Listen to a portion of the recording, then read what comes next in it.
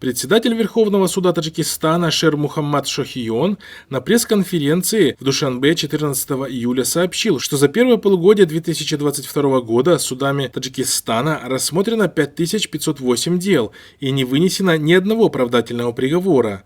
Председатель ВС заявил, что оправдательных приговоров не было вынесено в результате хорошей работы органов предварительного следствия. Нет никакой необходимости в возбуждении уголовного дела в отношении лиц, не совершавших преступлений, или лиц, вина которых еще не доказана, добавил Шохион.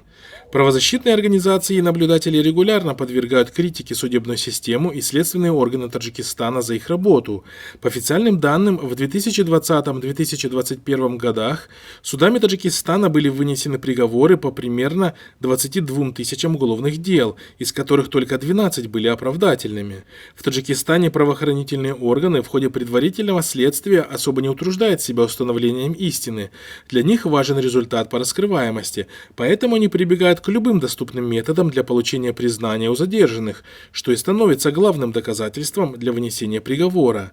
Также у правоохранительных органов полный карт-бланш в борьбе с инакомыслием и критиками режима.